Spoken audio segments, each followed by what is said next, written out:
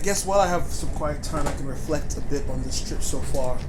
I've been in mainland China for about 5 days now. I got here, maybe 6 days. I got here on Monday. Today's Saturday, so it's been good. It's got a chance to kind of go around and go to a few places, see a few things. Let me start off by saying this. It's been a great experience overall. People have been very nice to me, very helpful. People have used their phone to do a lot of interpretation for me, when they can't understand what I'm talking about. So, communication-wise, it's been really good. People have been very patient and very kind and, willing to go the extra mile to make sure you're comfortable and you're fine.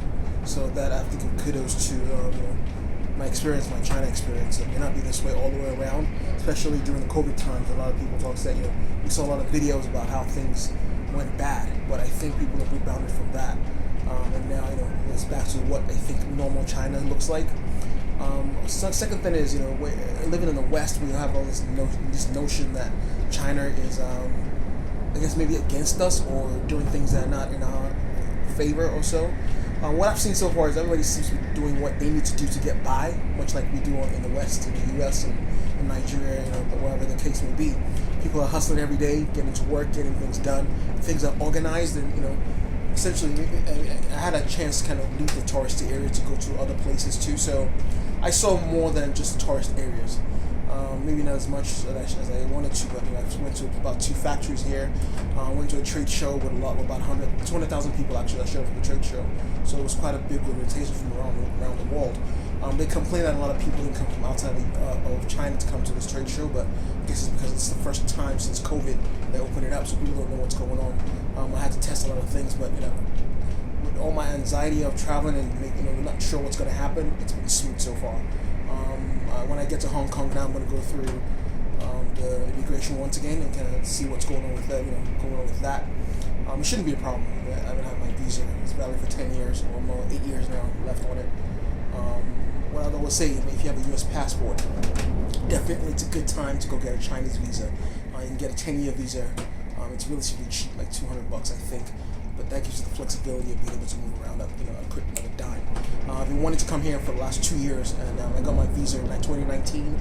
Unfortunately, COVID hit in 2020, so I couldn't come. So now it's 2023, finally able to make the trip, and it's worth it. It's been worth it so far.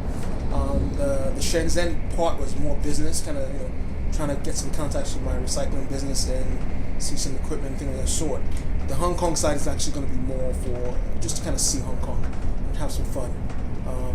See what the maybe nightlife or bar life looks like, the restaurants. A colleague of mine from the U.S. about 15 years ago, or 10 years ago or so.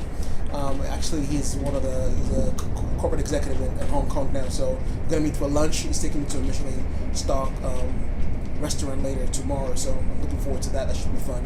And that's also stress the importance of making networking with people and just keeping in contact. And I haven't seen this guy in, maybe over 10 years. But when I reached out to him and said, hey, I'm going to come to Hong Kong, he said, no problem, let's have lunch. And that's what it's about. Pick his brain here and kind of see how things go here.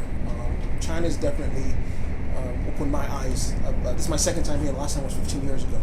So it's interesting. But I've had a good time. I can't lie about that.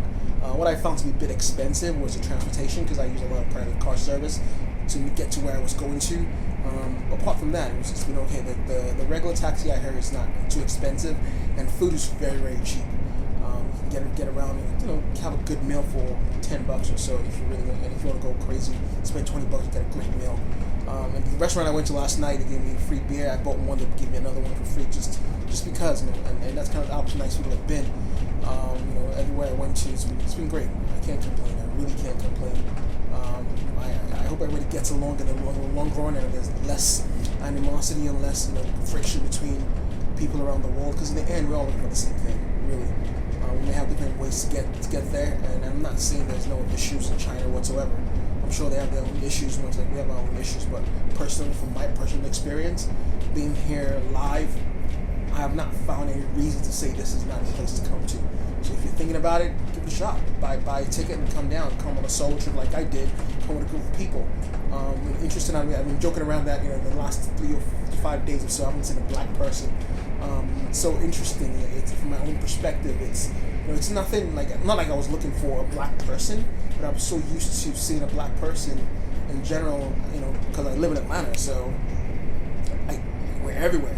Versus here, where actually not even just a black person, a foreigner. Period. Before you, I've seen a few Indians, a few Caucasian people here, a few white people here. What else? Maybe I don't know. Maybe a few Vietnamese, maybe. One or two Filipinos, but apart from that, it's been overwhelmingly Chinese, and that's kind of how they run their life here. I think Hong Kong might be slightly different. It's more metropolitan. It's more, more globally central. So let's see what that looks like. But yeah, it's been fun. All right, signing out. Just wanted to drop a note and say hello to everyone. And this has been a good trip. I really encourage anyone that wants to take a chance to kind of come through.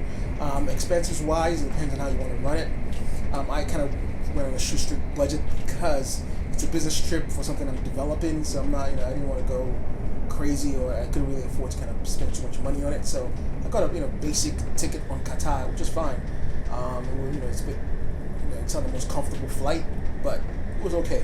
I traveled quite a bit. I've been through the gamut. Being private, I've been first class, business class, economy. What I call Gen Pop.